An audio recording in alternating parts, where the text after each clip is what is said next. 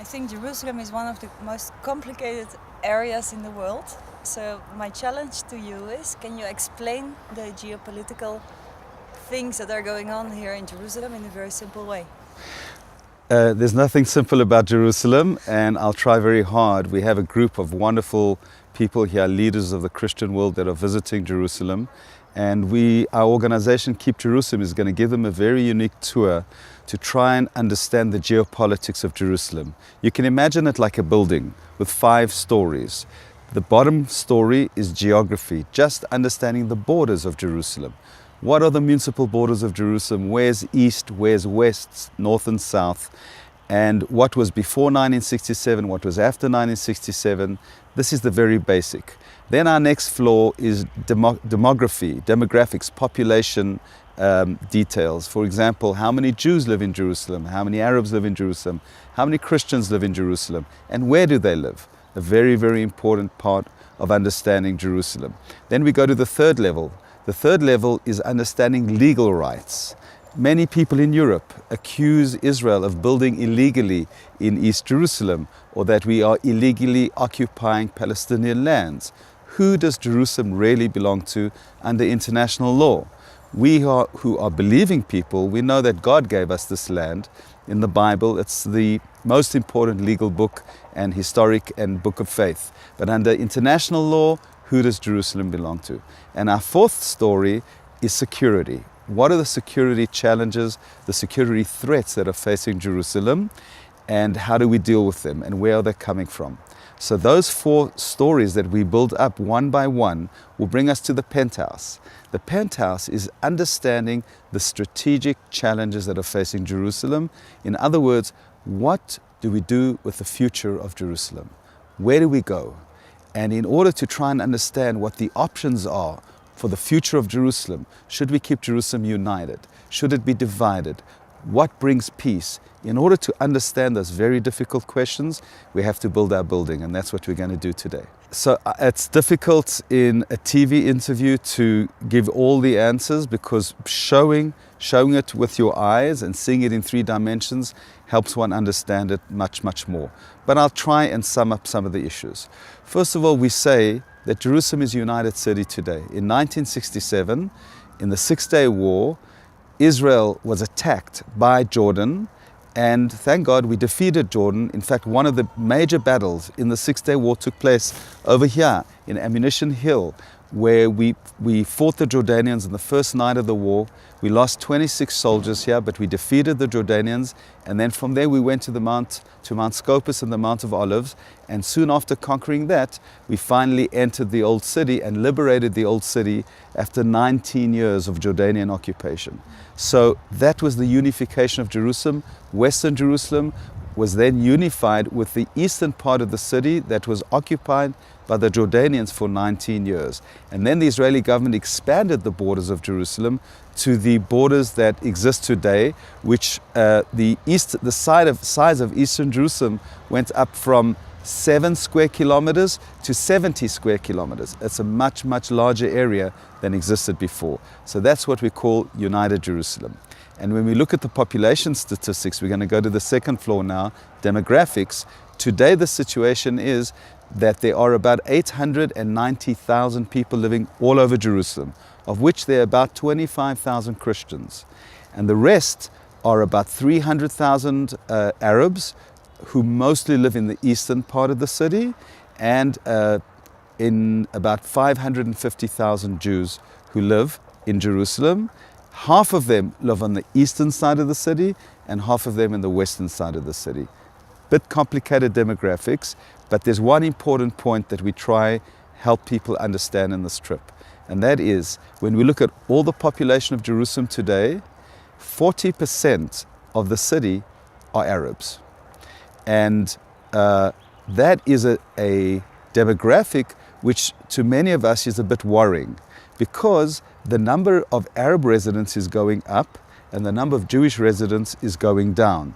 This is because Jews are leaving the city because they cannot afford to buy apartments here, and the job opportunities are not as much as they should be, and they're looking in other places where there's more affordable housing and jobs. The Arabs are coming to Jerusalem because they mostly build illegally, and they live in apartments, and we're going to see that today on the tour. They live in apartments that are built without permits, and they find job opportunities here. And so in the last 30 years, we've seen a situation where the number of Arabs has increased in Jerusalem and the number of Jews has decreased. And this is eroding the Jewish majority in Jerusalem. And we are very worried that if the Arab numbers continue to increase, they will eventually take over the city hall. They can vote if they want to. Today they don't vote. But if they decide to vote in 5 years' time, they can vote in a Hamas mayor or an Arab mayor, democratically voted, and take over the city hall and take over the budgets and take over the committees. Now, this is a democracy in Israel. We wouldn't throw them out. We can't prevent it if they do vote. But what we do think is that we think that Jerusalem certainly should remain with a Jewish majority under Israeli democratic sovereignty, and with the priorities focused towards freedom of religion, freedom of opportunity, which, as we know, under a Muslim control is not always the case. Wouldn't it be possible that the Arabs would choose a mayor that is an Arab mayor but a very moderate person? That's also a possibility, right? Well, let's take a look at the Arab candidate that ran in the last municipal elections. There was an Arab that decided that he was going to run, and his faction was called Al Jerusalem. In Arabic, in other words, the implication was Jerusalem does not belong to the Jews, it belongs to us, the Muslims. And if you just look at the propaganda of many of the Arab parties, it is a propaganda which does not recognize the Jewish state and says that we have stolen Palestinian land. And if you come up with me to the third floor, the floor of legal rights, we will see that Jerusalem and all of Israel belongs legally to the Jewish people. And to come and to claim that we've stolen Palestinian lands is just not correct. It's not true. And therefore, if this person is coming to say that we've stolen their land, really what they're saying is we want to expel the Jews. We want to steal the Jewish land from the state of Israel, from the Jews, and we want to take it over and turn it into another caliphate maybe, another Hamas area, another ISIS area. I think, God forbid, if that would happen, it would be very, very bad for the state of Israel and for freedom and democracy, and certainly for Christianity all over the world. But the Arabs are not the only ones who are saying that Israel is here illegally in East Jerusalem. It's also the entire international world. That is correct. That is correct, and it pains me, it hurts me when I hear this. Our organization, Keep Jerusalem, which you can see on the internet, keepjerusalem.org, we're a public diplomacy organization, an advocacy and educational organization, which educates people about the truth. And if you just dig a little bit, you can see that the truth, the historic truth, is that the land of Israel, under international law, under international agreements, belongs to the Jewish people. We never stole anybody's land. On the contrary, the Jordanians illegally occupied the Judea and Samaria, what they call the West Bank, and Jerusalem for 19 years. The Palestinians have zero rights to Jerusalem or to Judea and Samaria under international law. So the people who say that we are taking over Palestinian lands or it belongs to them, in my opinion, are either just misinformed, ignorant, or anti-Semitic. Okay, that's a big thing to say. Let's take a look, and I'm an expert on understanding those kinds of people, and I would say that a minority of them are really anti-Semitic people who hate Jews and just want to expel us from our land. But I think the majority, the vast majority of the people who think that we are in Palestinian lands are simply people that are misinformed, uninformed, or ignorant. So give me one argument how we can convince them otherwise. Well, you just have to check the facts. And the problem is that people like me and organizations like Keep Jerusalem are not getting enough of exposure, and I thank you for this exposure, to the world, to Europe, to America, to tell the truth.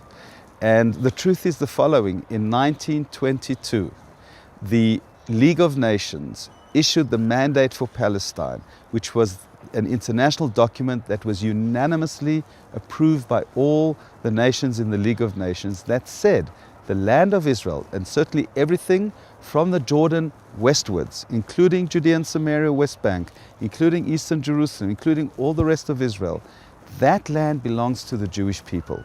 It was ratified under international law, and anybody who searches will see that there's never been another document that has cancelled this mandate for Palestine, that has substituted, that has modified it, that has exchanged it. That document is the most valid document which defines the rights to the land of Israel under international law. Obviously, under biblical law, under faith, we all know that it belongs to the Jewish people. I'm just talking about international law. About 47? 47, there was a partition plan, right, which was voted in the United Nations, and that was simply a recommendation. Anybody who knows international law knows that that vote was completely rejected by the Arab countries, and because of that, it never was voted on in the Security Council of the United Nations, and therefore it remained only a recommendation with no legal validity. So therefore, we have to go back to the previous document that was valid, and that was the 1922 document, which gave the Jewish people the rights to all the land of Israel. How do you explain the fact that everybody is having an opinion about Israel? We don't have an opinion about Argentina, but why about Israel? Because we are the land that God's eyes are looking at it all the time, as we see in the Torah.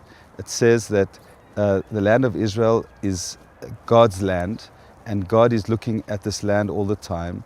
And therefore, the world also looks at this land and looks at the Jewish people who are God's children. And we understand that. We accept that as a mission. And that's why we have to be extra moral. We have to be extra careful about what we do. But on the other hand, we want to be careful about carrying out God's word. And God says to us, come back to this land, build up the land, build up Jerusalem, and we are doing that. But there are people that think that this is a bad thing, and maybe precisely because we're trying to do God's words, that they are against us. Mm-hmm. But can you understand it, that people are so hostile against Israel? The media, the politics, can you explain that? I find anti-Semitism very difficult to understand. I think it's disgusting. I think it's racist. And I feel bad that there are so many people, and you see today in Europe especially, an upsurge in anti-Semitism and Jew-hating. And there's no rational explanation. The misinformation and the ignorance is something we can change, and we need to change. And that's why I'm so grateful to Christians for Israel, who work so hard to give the correct and truth in the narrative. And this is something that we can do together to change those narratives and those attitudes and opinions. Christians for Israel is pro-Israel, but have you ever managed to convince somebody who was very much against your beliefs and opinions, and you convinced them? The answer is yes, but if you think what I said earlier, our target audience are mostly the people that are ignorant and are misinformed, and that's most of the people. The rabid anti-Semites and the far left are the minority, right? In the world, they're just people that don't know, and therefore they are against Israel, but they don't know why. And when we come and tell them the truth and give them the facts, we find that there's a big shift over to supporting Israel and understanding and appreciating the facts, because they are happy that they finally received some information that is truth. And we have managed to influence and impact hundreds of thousands of people around the world. Have you been born in Israel? No, I was born in South Africa, and I moved here nearly 40 years ago. Ek praat Afrikaans. Kijk, But I'm very happy to live here in Israel for many years. All my children I have 7 children. They were all born here.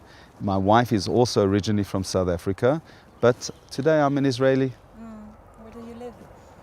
I live in a settlement in a community called Beit El, which is about 25 kilometers north of Jerusalem, right next door Ramallah.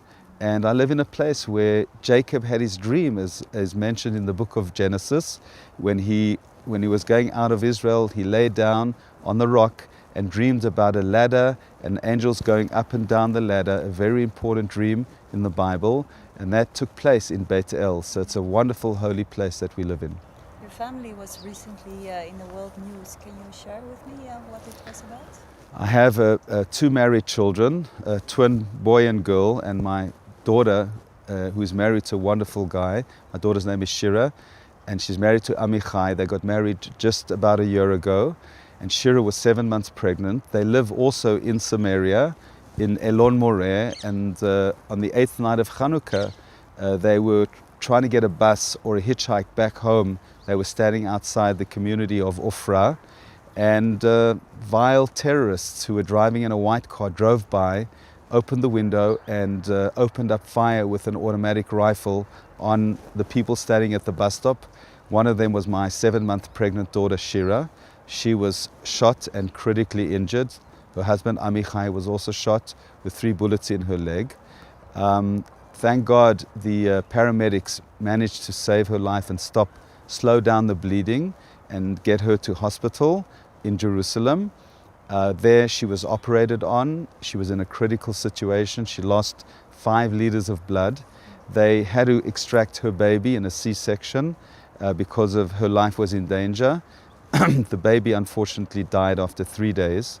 They named him Amiad Yisrael, which means the nation of Israel will live forever. And this was a very tragic experience for our family, and certainly for our daughter and son-in-law. But thank God they are on their way to healing. The emotional healing will take a lot longer, but they are up on their feet and slowly but surely getting better. And we are trying to take this experience and elevate it and use it to strengthen our hold on the land of Israel, our hold on Jerusalem, because the terrorists and the haters of Israel and the haters of the Jewish people, they want to uproot us from our land. They want to kill Jews. What we need to do is bring more Jews to the world and strengthen our hold on our land. Do you hate the Arabs who did this to your daughter and to your son-in-law? I hate people that hate other people. In other words, I don't believe we should hate anybody. We hate ideas. We hate philosophies, but God tells us that we should love everybody. But if somebody chooses to do terrorism, to kill other people, I believe these people must be punished. They must be deterred. So was I happy when the terrorist that killed my daughter was eliminated? I was happy in a small personal level, but I was rather much more happy on a national level to think that maybe more terrorists have been deterred, more terrorists have been prevented, because if they know they can get away with it, then they will do a lot more. If they know they will be killed or captured, hopefully they will be deterred. Was there a moment after the attack that you thought maybe it's not worth it to live in Samaria because these terrible things can happen to you? Maybe it's not worth it and we have to go and live somewhere else. Not one moment. On the contrary, I understand that the vile and inhuman terrorists, their goal is to uproot us from our land. And that is very bad. If God forbid that would happen, it would destroy Israel and destroy what God wants in this world. And therefore, on the contrary, our desire to root ourselves more in the land, to bring more Jews to Judea and Samaria, more Jews to Eastern Jerusalem, is the answer. Not to flee, not to give up, because that would be a victory for terrorism and anti-Semitism. Is there something you would like to say to the audience, how they can defend Israel in their own surroundings? First of all, if you can, visit Israel and see it for yourself. Secondly, educate yourselves about Israel, about Jerusalem. Get the facts so that you can defend Israel in the court of international opinion, in the world of anti-Semitism, misinformation. Educate yourselves, and you can be an ambassador for Israel and for Jerusalem, and you can help make our country a holier and better place for Jews and Christians and Arabs to live, so that, please God, ultimately we are all looking for that coveted peace that should come to our area. Thank you so much. Thank you.